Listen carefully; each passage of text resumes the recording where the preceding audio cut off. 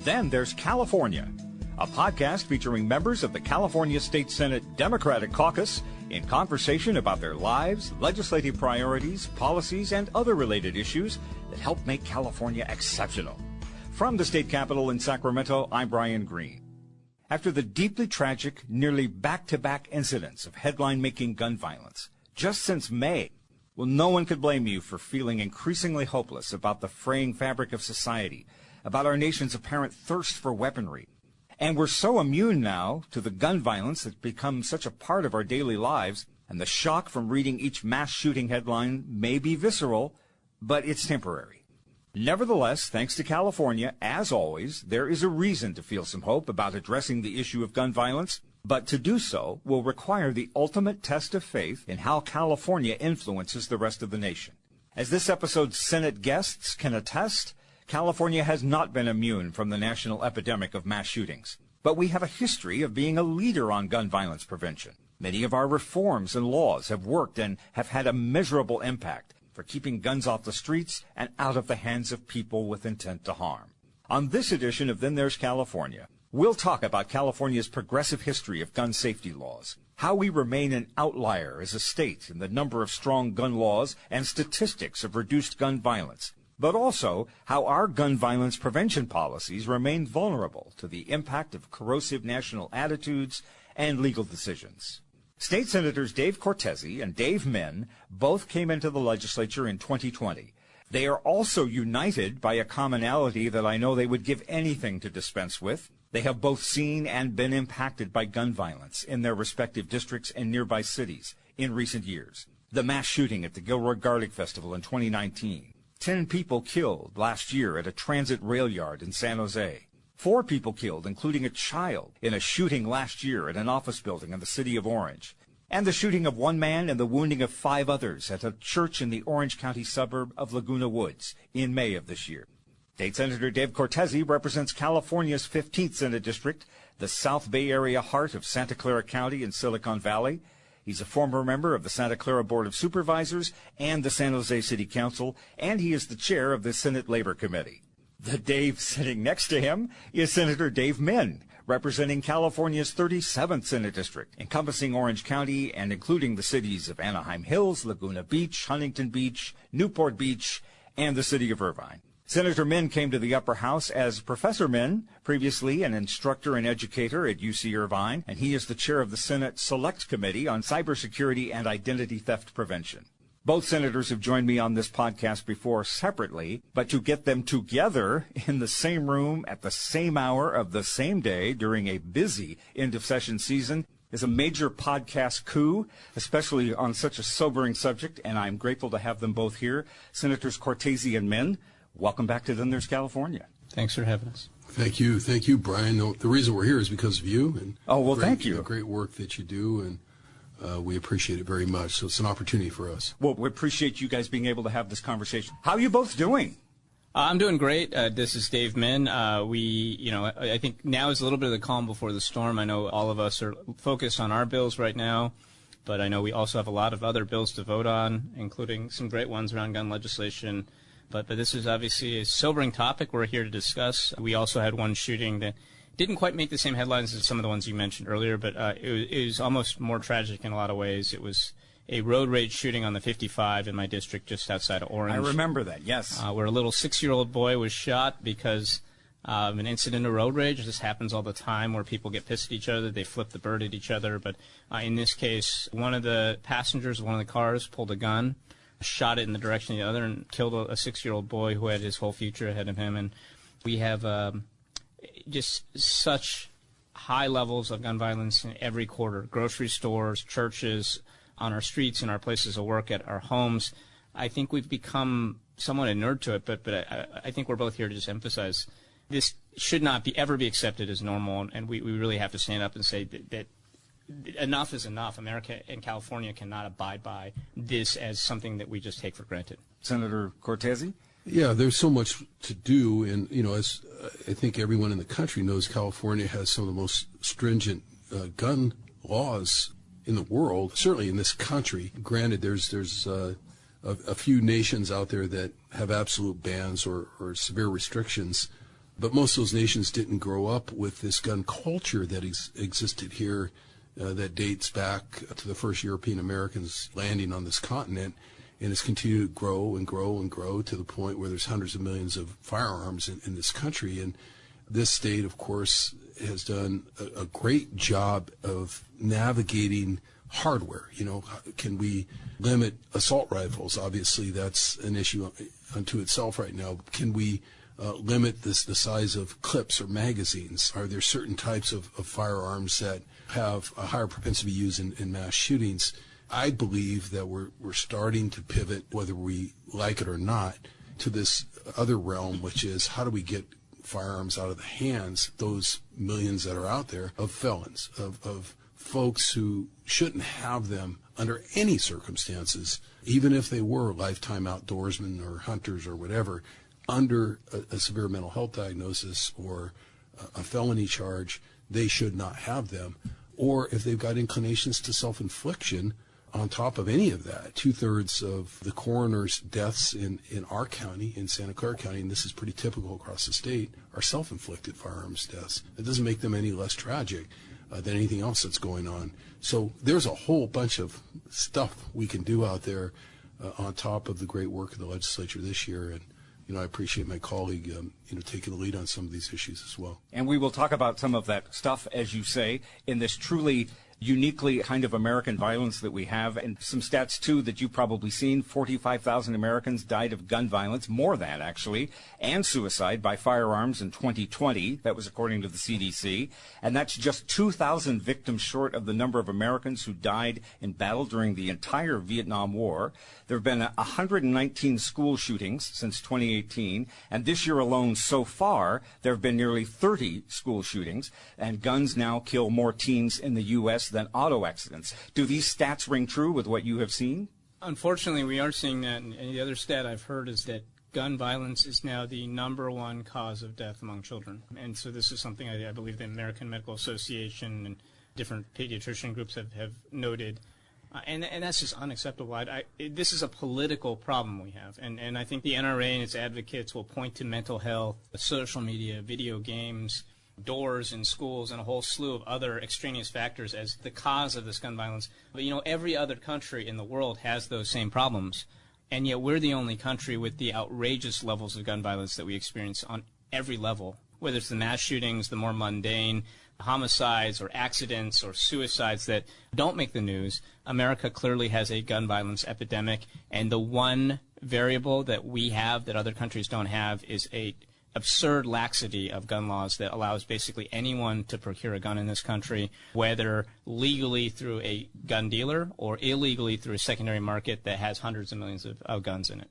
There is this growing belief of some of us that our lives are safer when we arm up and we acquire a weapon to defend ourselves. And, of course, I mentioned at the start, these incidents, large and small, have sort of resulted in this collective national shrug. When we hear the news of these latest incidents, we are shocked, we are sad, but we all move on and wait till the next headline that pops up. Senator Cortese, does that resonate with you?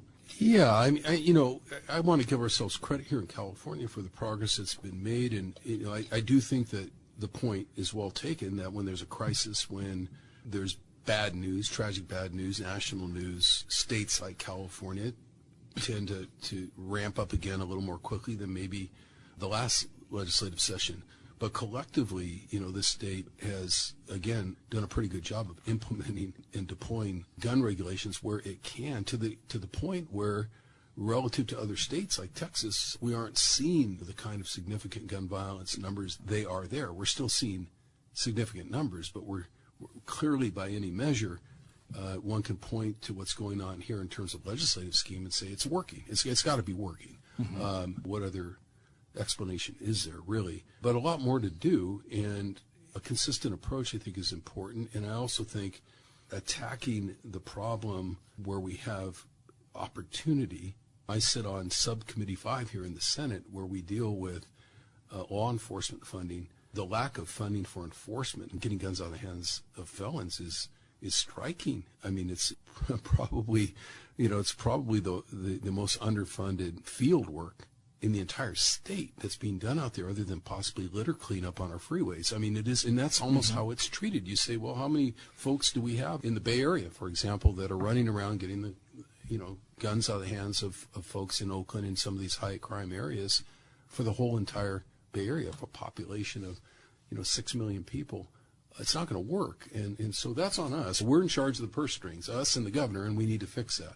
As I mentioned, you both are no strangers to gun violence in your own backyards or to adjourning in the memory on the Senate floor of those who were killed in those incidents. Let's talk about some of these really extraordinary gun violence incidents that have happened in your respective districts in the past few years. The Gilroy shooting, the just awful shooting in San Jose last year, in the city of Orange and Laguna Woods, and the one you just talked about on the freeway not too long ago. The effect those incidents had on the communities that were impacted, and how it feels as a lawmaker, as a husband, as a parent, when these mass shooting incidents happen in your own district.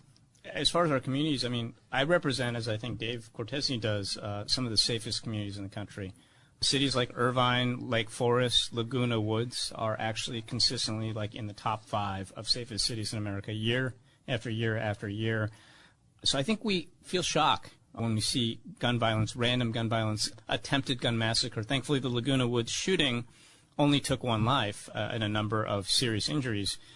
But, if you can't feel safe in a church in Laguna Woods, there is no place you can feel safe from gun violence. And so I think there's this fear that is in our communities. I think, of course, it's heartbreaking, particularly when children are involved. And I've got young children, mine are 11, 9, and 6, and you want to hold them close. But when I heard about the shooting of 6-year-old Aiden Leos on the road, that just, I don't cry very often, but that one just made me tear up because I imagine my own 6-year-old randomly being shot because of the epidemic of gun violence that we face. You feel sadness, you feel shock, but then I think I feel anger because this is a political problem, and it's because of these insane talking points that get emanated by and distributed by the NRA and its allies that prevent us from implementing the types of solutions that we need to implement. It's the federal courts that have been increasingly stocked with people that are grossly unqualified to be on the bench, except that they get appointed solely for one reason, maybe 2 reasons. One is their views on the Second Amendment, and another is their views on abortion. And on the Second Amendment, we've radically revised how the founders intended the Second Amendment to be interpreted.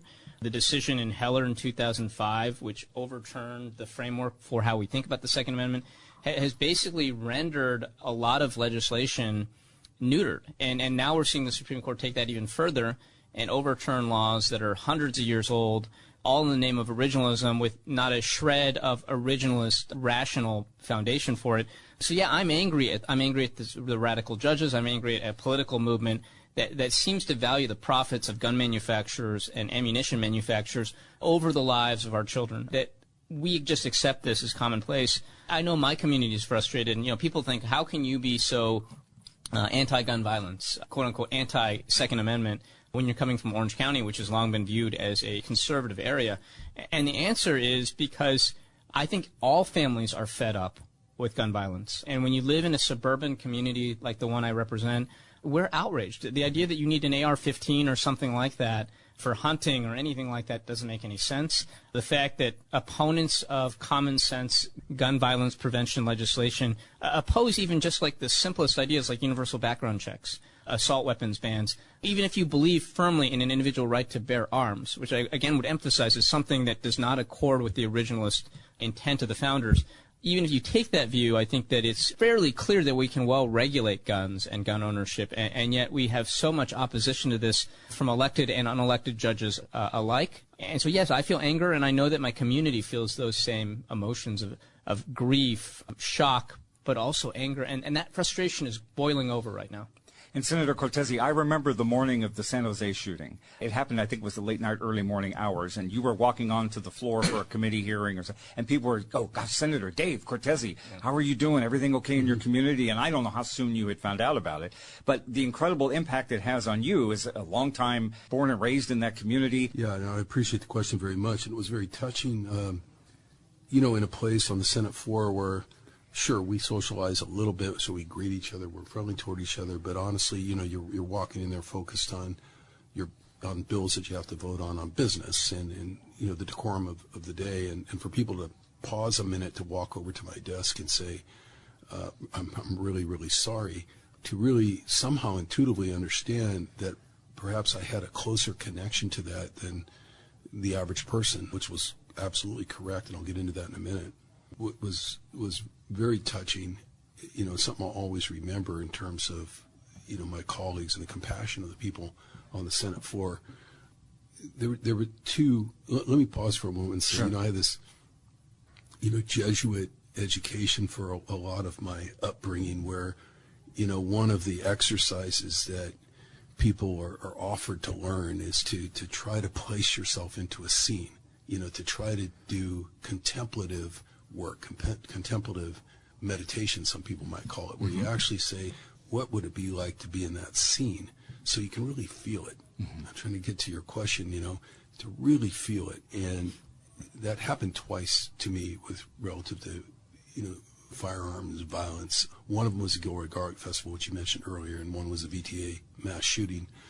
The Gilroy Garlic Festival hit really hard. That's an area that would be in my reapportioned district now, but it's just south of me. Family members of mine live down there.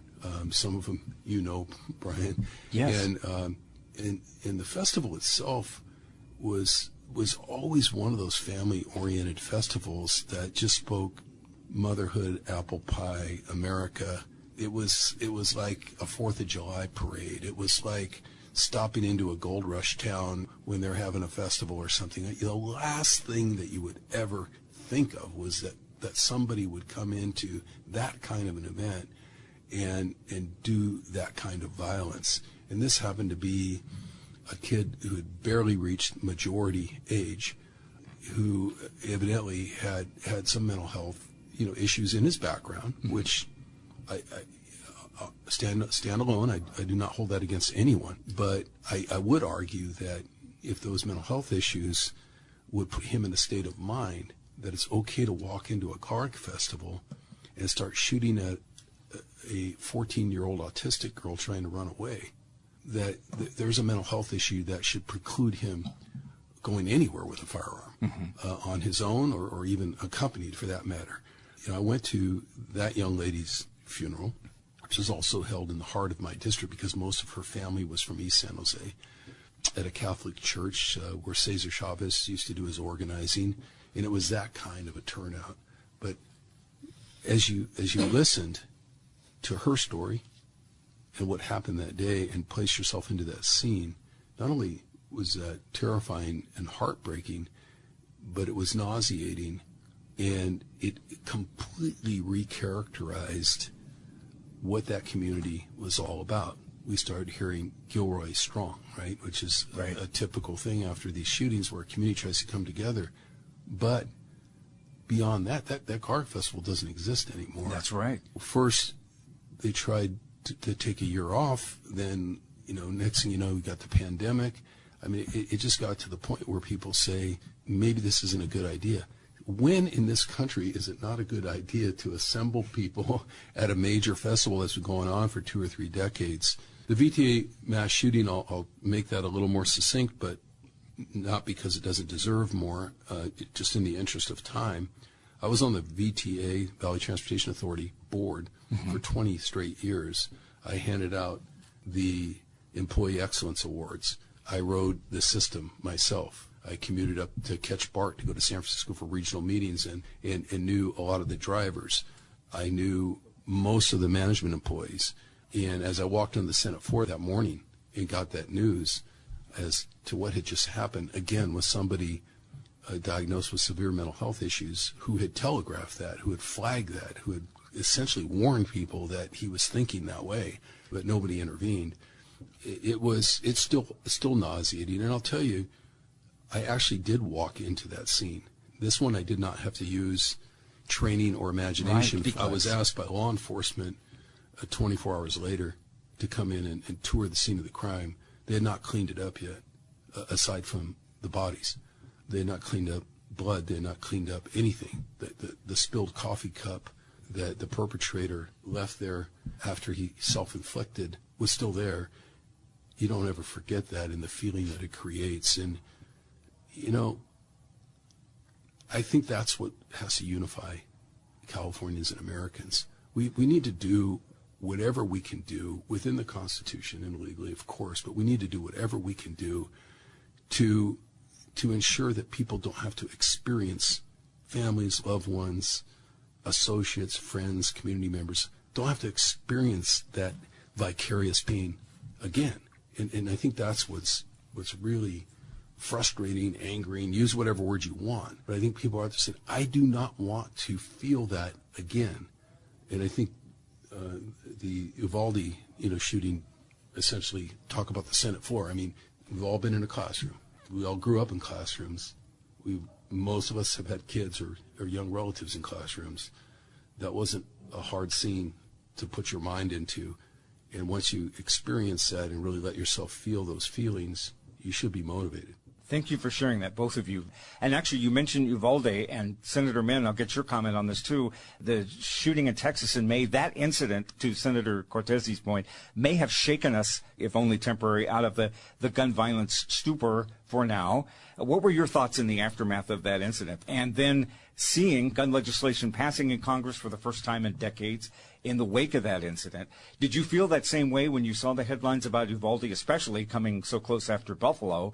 Was it encouraging to see some of the Republican lawmakers finally acknowledging the need for some of these gun restrictions? I mean, I will echo Senator Cortese's point. I think that was it was so troubling to us. I think we first heard about that while we were on the Senate floor, and you could hear the whispers happen. And I think my reaction, I may be a bit cynical, was that it happened again. And we did get some significant, this is the first major gun legislation passed in, I think, decades. And I appreciate the effort, and we have to keep pushing in that direction. But I'll just say, I don't think it's enough. We got to keep pushing. I know that many of the folks that voted for that bill still feel enthralled to the NRA, and we got to keep the pressure up. I think that whether it's Moms Demand Action, the Brady campaign, Never Again, some of the survivors of the Parkland shooting, they've been tremendous advocates. They've helped get us to a point where Uvalde turned into an actionable result. But I think we've seen far too many other instances where we've had major shootings, including the Pulse shooting in Orlando. You could go off and name the dozens of shootings that happened before. And I think it was a little bit of progress, but I don't think we should take that as a victory lap. We've got to keep pushing because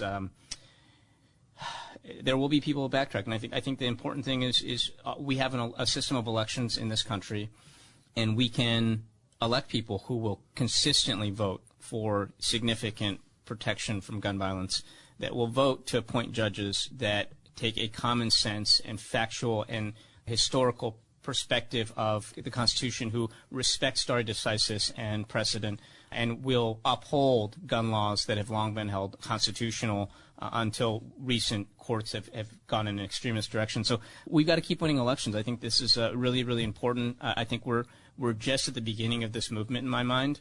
And yes, I take some heart from this legislation, but we've got a lot more work to do. And actually, to your point, too, almost simultaneously after that bill's passage from Congress back in June, not too far down the Beltway, down Constitution Avenue, the Supreme Court was delivering this victory for gun rights, striking down New York's 100-year-old law restricting the carrying of guns in public. And I know California's Attorney General, your former colleague, Mr. Bonta, and the legislature rallied to draft the bill that would bar people from California from carrying concealed firearms in places like courthouses and schools. What's the status of that, your reaction to that court ruling, and could what we're currently doing here in California also face a court challenge?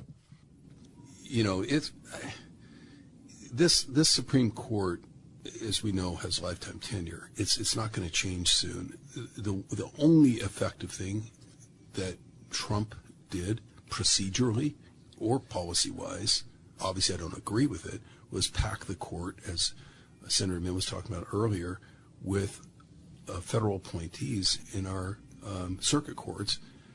Anywhere he could appoint, he moved fast. He moved quickly. Again, contrary to almost everything else about his administration, including COVID, he actually moved quickly to pack those courts, and those are lifetime tenures. So we got to be smart. We can keep running bills that won't pass constitutional muster with these judges and end up right back to where we are, which I think will cause even more frustration with our constituents. What's wrong with you guys? Struck down again. You pass a law, struck down again. We have to be smart. We also have to be practical in terms of the opposition. They're not going to challenge everything. For example, we did a gun storage law that I proposed, as you know, as a county supervisor in Santa Clara County just before I came up here with Senator Min. And in Santa Clara County, we were having trouble passing a gun storage ordinance. And interestingly, after holding a gun summit with about 300 people on all sides of the issue, including NRA members, folks said, where there's some common ground, if you could fashion a gun storage ordinance that won't unduly restrict people in rural areas of the county from moving around, doing their outdoor stuff and hunting and so forth, but maybe more severely restricts people in urban areas from having guns lying around, where kids are having accidents, where people are having temper tantrums and shooting each other, go for it. And we worked with the DAs and constituents on all sides of the issue after that, and I authored a local measure, a gun storage ordinance. I think it's the only one in the state that literally has essentially two different schemes as to what the requirements are for moving your guns around, depending on the activity, and also depending on the geography of the district that you're in. If you're in the Mount Hamilton range, you're going to be able to keep a firearm within your wingspan without locking it up, because it's an implement, it's a tool of farmers, of hunters, of sportsmen. If you're an urban dweller, you're going to be in charge of the crime if you leave a firearm that far away and unlocked. So to me, those are things maybe that are as important or more important than attacking one way or the other concealed carry. I think concealed carry is ridiculous in this day and age. I would rather see open carry, frankly, than concealed carry. I mean, if we're going to have people carrying guns, I think I'd like to know who has the gun, not have somebody hiding it. But if what our real end game is to not have guns around where bad things can happen, what about some of these areas where we can effectuate compromise, not with the gun lobby itself, but with hunters, sportsmen, people who are constituents that are just concerned about accessing their own firearms? Can we do that? And I think some of that can be done.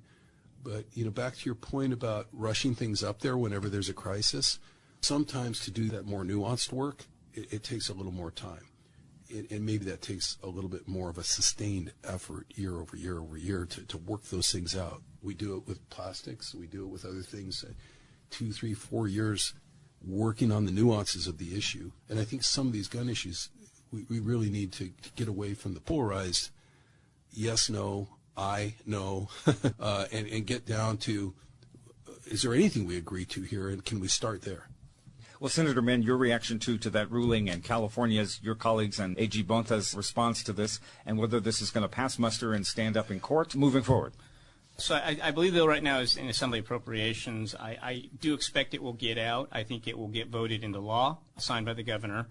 And I trust that Attorney General Bonta and his amazing team in the Department of Justice have researched this and have crafted legislation that is consistent with the court's ruling in this particular case. The problem, of course, is that this court is so radical, and I would argue they're very illegitimate, because you have two members who are appointed under very suspect, illegitimate circumstances. One was held up, or the result of a nominee being held up for over a year in Merrick Garland. The other was rushed through in just a few months against all precedent.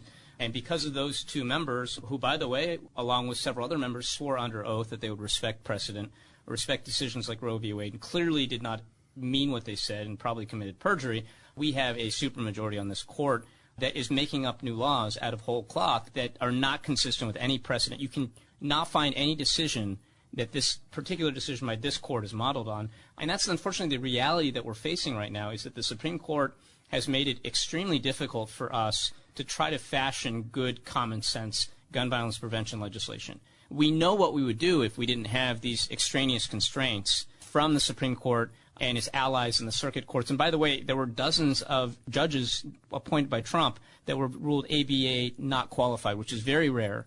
And this has really never happened at this scale ever before in the history of the ABA rating judges or judicial candidates. So it's a little bit like saying, I'm going to use a bad example here, but you have to design a toy that's made out of dynamite. Well, we can add safety measures to that. We can try to play around the edges to reduce the risk of that. But we're still talking about creating toys made out of dynamite. And right now when we talk about how we fashion gun laws, we're working against the backdrop of something like that, where the Supreme Court has indicated they're willing not just to overturn 100 years plus of concealed carry. And by the way, the origins of that New York law go all the way back to the 1700s, so they very much are originalists, and didn't just apply to firearms, but to things like swords and knives, which, you didn't want people carrying in certain places. New York regulated that. The Supreme Court out of nowhere overturns this. They're clearly prepared to overturn more gun laws, perhaps our assault weapons ban, other laws that we've long had that we know save lives. So we have to, in the near term, I think, work, as Senator Cortese suggests, in trying to fashion laws that help save lives, that reduce gun violence. But we have a bigger task ahead of us in trying to transform the judiciary, because that is really the elephant in the room right now. And as long as this Supreme Court and circuit court judges are in place with basically a fully ideological view of what the Second Amendment means, we are totally hamstrung. And what we can do as a legislature, what Congress can do, the anti-abortion movement, they felt frustrated because they believed the courts were stacked against them. And if you look at their strategy, what they did is they passed a bunch of laws in states that were sympathetic to places like Mississippi and Arkansas, many of which were overturned, some of which were upheld, but either way they kind of started creating a paper trail, created outrage. Every time the courts overturned a decision, overturned a law that they liked, this would rally their supporters. And we, not to take part ways with my colleague, but I actually think it's not a bad idea if some of our laws get overturned, as long as they are thoughtful, they seem consistent with constitutional and judicial precedent, then the onus should be on the courts to explain why they're overturning that. And the more and more of these outrageous decisions they produce, the more and more likely it is, I think, that we can catalyze voters to be outraged, not just at the NRA and its enablers in legislatures and Congress, but also at the judiciary, which has lifetime tenure. And I know there are proposals out there right now to pack the courts, to expand the court, to limit and take away lifetime tenure and maybe make it a 12-year term. These are the types of decisions that are pathways that are now being discussed because people are outraged. And they should be outraged because this is a court that is out of control, that does not respect precedent, that is thumbing its nose at 200-plus years of precedent when it comes to gun laws. So we have a job here in California, and I think that's to lead the way. And if that means that some of our laws get overturned because the courts are out of control, I have to say I think that makes sense. As a political strategy, as a matter of trying to protect our citizens, we can't be scared of the fact that the Supreme Court is out of control. That's beyond our control. We just have to work with the tools that we have. Where Senator Min and I are probably would agree to disagree is, while you can keep challenging the court, what every Supreme Court has done, regardless of how it's been, who appointed the justices, is once they're there, they say in Latin, res judicata. They say it's already been decided. Nobody should disrupt this if they like it. If it's a previous court's decision, it's up for grabs. And unfortunately, this court, every time they shoot something down, no pun intended, that is a gun regulation, it is going to be locked in as precedent that every lower court has to follow because the Supreme Court is the supreme law of the land. And this court is young enough, by and large, not to time out, if you will, and be there a long time. They're unlikely to reverse their own decisions. So I'm not saying that's a good thing. I'm saying it's a very bad thing. I think we certainly both agree about that. But what I am saying is one thing they can't dispute, and the NRA and nobody is going to challenge because there's no constitutional grounds for it, period, is having felons running around with firearms. And whatever we do, whatever laws we pass, whatever budget augmentations we do to crack down on as much gun violence as we can within our jurisdiction and the kind of laws and kind of enforcement laws that they can't overturn. They just simply can't say that there's anything in the Constitution which gives a felon the right to have a firearm or precludes a state from restricting firearms to non-felons. They just can't go there. And so that's something we can do. That's all I'm saying. It's something we can do. And every time you put a piece of legislation out there, it's energy, it's time, it's debate, it's committee time, it's an author's bill, and now he only has so many other bills. There's no free ride.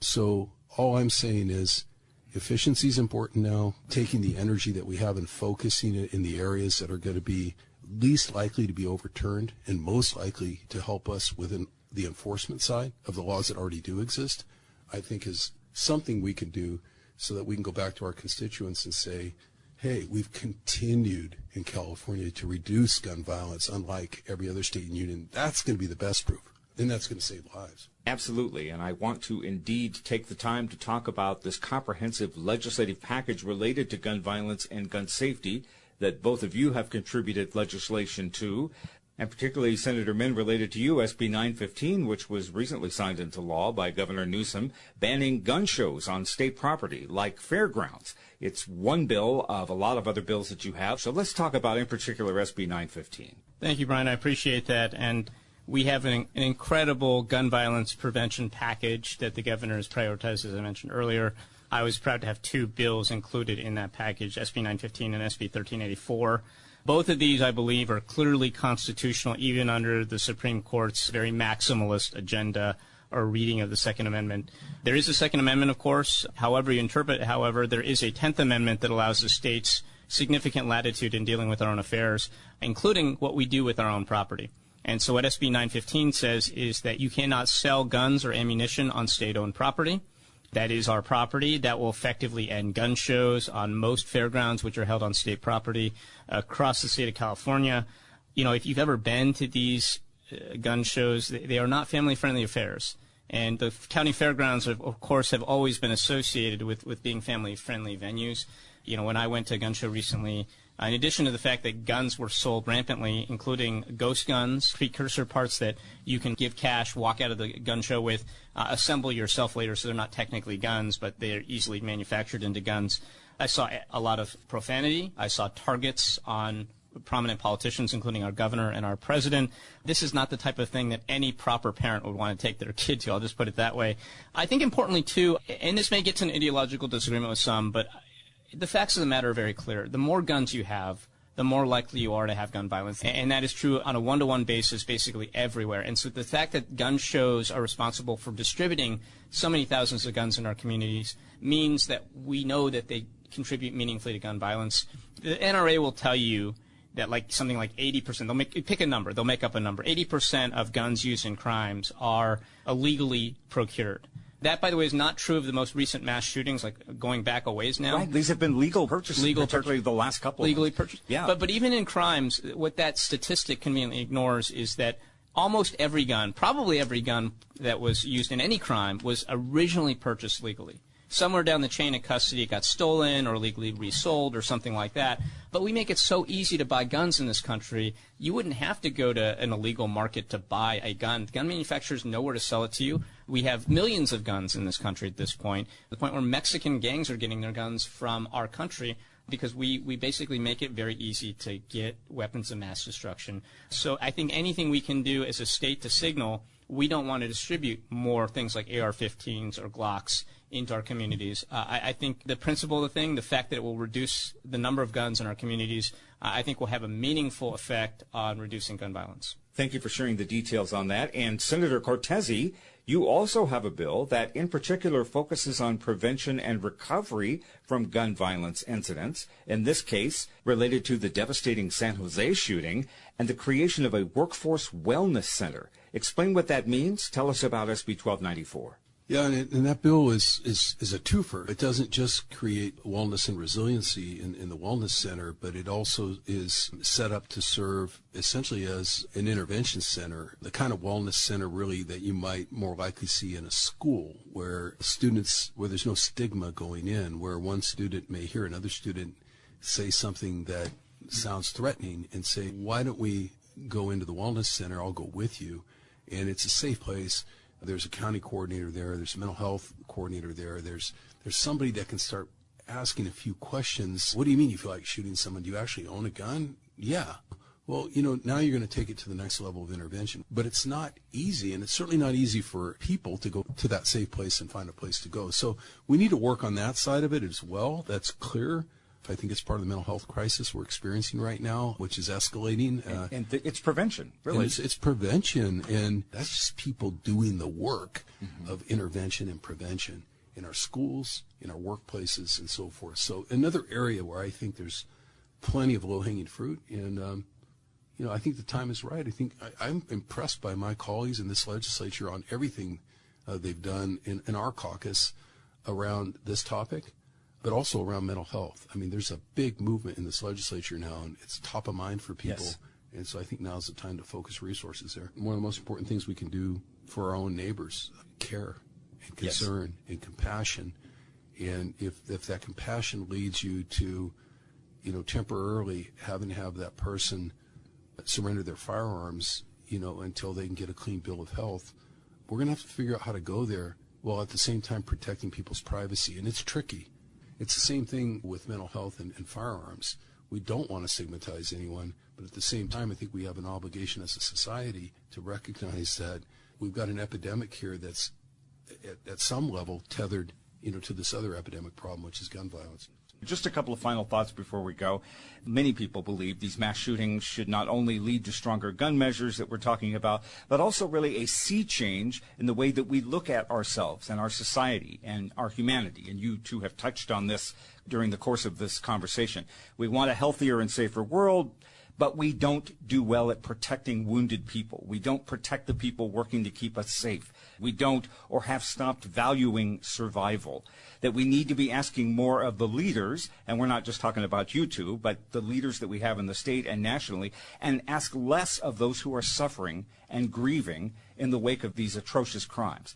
Can we do that? Senator Mann. I believe we can, and I want to echo something that Senator Cortese mentioned. It is an absolute privilege to work in this job with colleagues like Dave and the 38 other members of the Senate, the 80 members of the Assembly. It's an amazing situation where we can actually work to pass things. And you watch the gridlock in Congress, and it's amazing when they get a flurry of bills out like they were able to do towards the end of their session this year.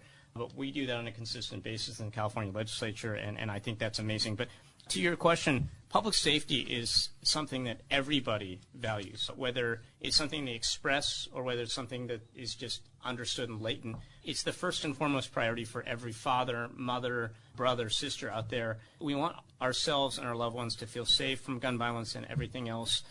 And I think gun violence is on the floor of people's minds right now because it happens so often. There is no place that is safe. If a church in Laguna Woods can be hit with gun violence, there is no place in this country that is safe from the specter of gun violence. And I want to just bring it back to the human element because every time you have a murder, a suicide, let alone a mass shooting, what we're talking about is a family, a community, neighbors, friends, classmates, fathers, mothers, brothers, sisters, children, grandchildren, who it's like something just blew up in their world. And they're dealing with the consequences for decades. One of my core supporters is the sister of one of the victims of the Seal Beach shooting in 2011, which is right outside my district. Her mother was also shot but managed to survive. She had two family members close to her that were victims. She's never been the same since then. It's over 10 years later. She'll never get over that. That is something that just has destroyed her life in a lot of ways. And she'll never get it back. And that's what we talk about when we talk about these statistics of 45,000 victims each year. These aren't just statistics. These are real people. Yes. And the fact that we're now almost like playing a game of Russian roulette in this society where, you're walking down the street and you could be a victim of gun violence. That is unacceptable. We as legislators, as people who are stewards of the public trust, I think have that responsibility. I know we take it seriously, and I think the Daves squared here are on the job. The other Dave Cortese, what's your comment on this about the burden that we put on the people that are suffering already and the responsibilities that need to happen from elected officials, with all due respect, like yourselves? Well, one of the wonderful assignments I have here is chairing the Senate Labor and Employment Committee, yes. and I'm learning there more and more. And with the VTA situation we were talking about earlier, I learned that part of what we need to do in that regard is we need to empower people, our workers, their co-workers, not us here, the other 40 million people in California who are out there right now in those workplaces, perhaps working next to somebody who's starting to break down, who's starting to have intrusive thoughts.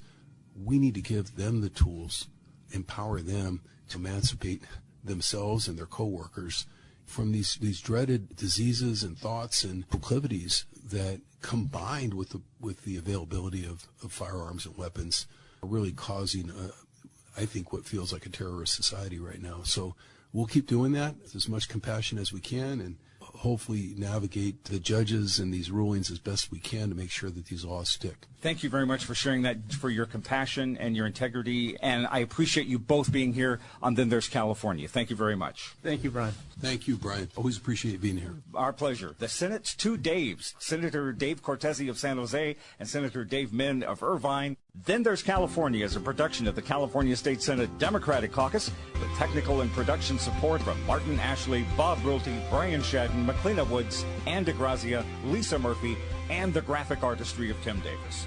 On behalf of State Senator Dave Cortese and State Senator Dave Min, I'm Brian Green at the State Capitol in Sacramento. Thanks for listening to Then There's California.